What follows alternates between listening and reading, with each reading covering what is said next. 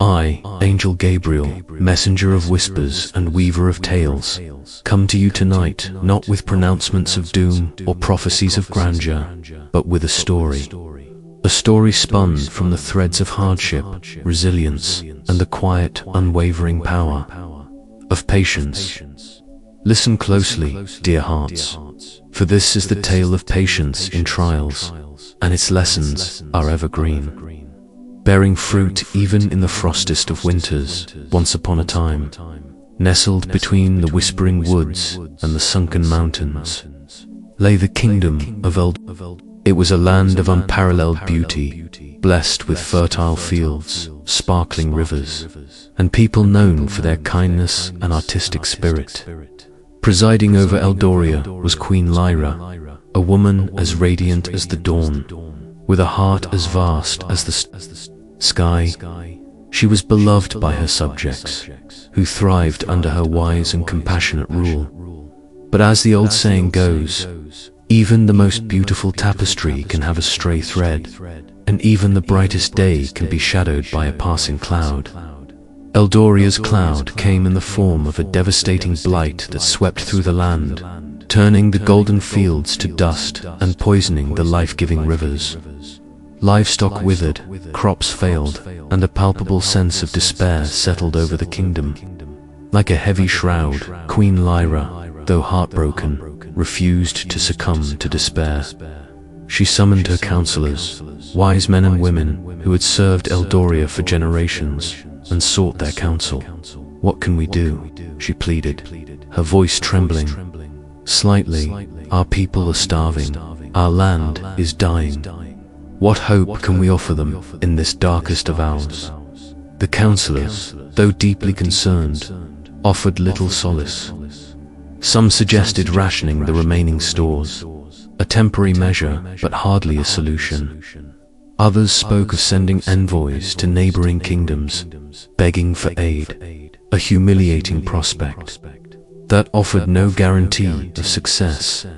An old, wizened woman named Ilara, the royal herbalist, spoke last. Her voice was frail but firm, her eyes holding a glimmer of ancient wisdom. "Your Majesty," she said, "I have heard tell of a legendary spring, hidden deep within the sunken mountains. Its waters, said to be blessed by the ancient spirits, are rumored to possess the power to heal the land and restore life to the barren."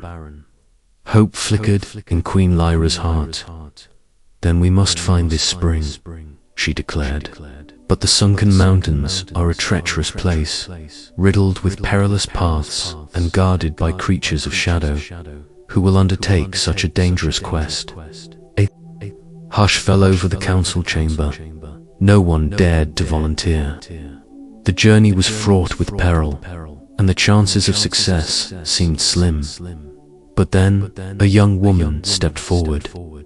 Her name was Anya, and she was a humble farmer's daughter, known for her quiet strength and unwavering determination.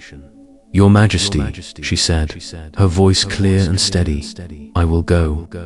I may not be a warrior or a sorceress, but I am strong, and I care deeply for Eldoria and its people. I will not rest until I find this spring and bring its healing waters back to our land." Queen Lyra, deeply moved by Anya's courage and selflessness, accepted her offer. She bestowed upon Anya a simple traveling cloak, a map of the sunken mountains, drawn by Ilara, and a small, enchanted compass that would always point towards her truest desire, the healing of Eldoria. Anya set off at dawn, her heart heavy with the weight of her responsibility, but filled with the unwavering hope that she could save her kingdom. The journey was indeed arduous. The sunken mountains lived up to their name, shrouded in perpetual twilight, their paths treacherous and unforgiving. She navigated steep cliffs, crossed raging rivers, and evaded the watchful eyes of grotesque gargoyles that perched on the jagged peaks. Days turned into weeks, and weeks into months. Anya faced hunger, exhaustion, and the gnawing doubt that she would ever find the legendary spring. She was tempted to give up, to turn back, to admit defeat. But every time she felt her resolve wavering, she would remember the suffering faces of her people, the withered fields, and the Queen's hopeful gaze. This memory fueled her determination and spurred her onward. One day, deep within a labyrinthine cave, Anya encountered a creature of immense power and ancient wisdom, a sphinx. The sphinx, its eyes glowing with an ethereal light, blocked her path to pass.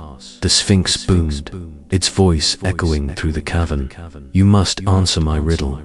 Fail, and you shall become another stone in my collection." Anya, though frightened, stood her ground. "I am ready," she said, her voice trembling, but resolute. The Sphinx posed its riddle. What is always coming, but never arrives? Always present, but never here. Always changing, but never different. Anya pondered the riddle for what seemed like an eternity. She considered countless possibilities, but none seemed to fit. Finally, with a flash of insight, she spoke. "The answer is tomorrow." The Sphinx remained silent for a moment, its eyes scrutinizing Anya. Then, with a low growl, it stepped aside. "You have answered correctly," it conceded. "You may pass."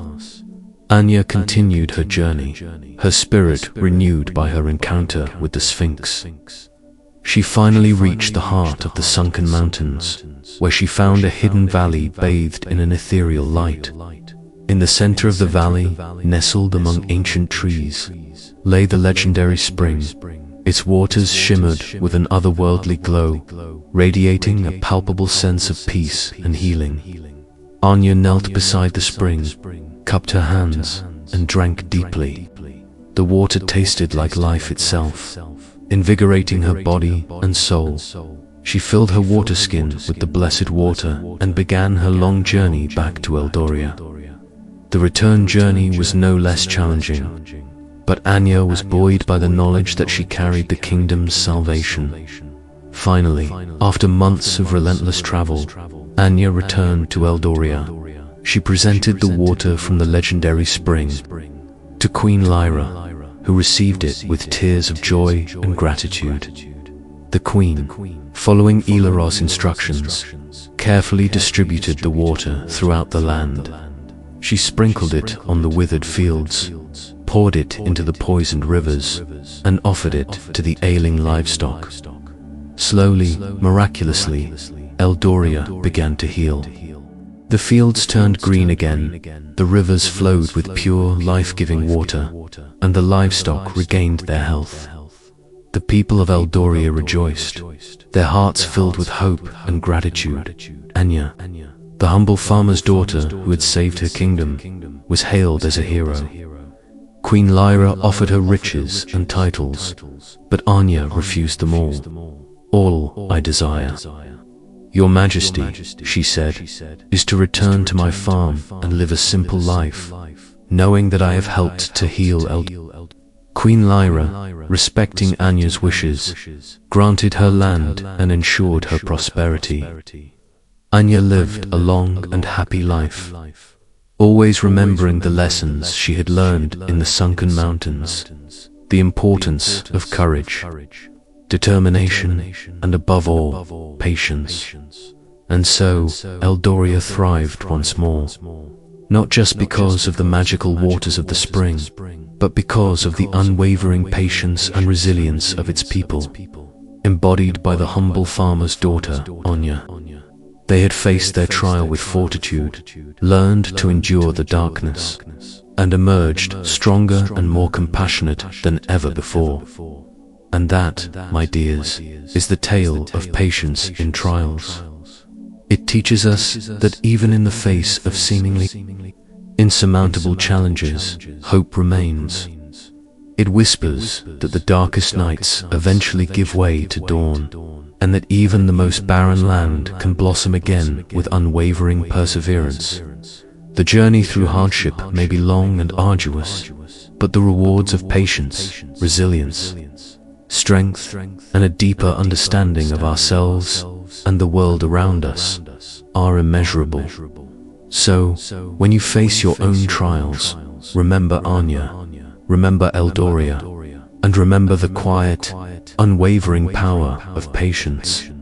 For within patience lies the seed of enduring hope, and from hope all things are possible.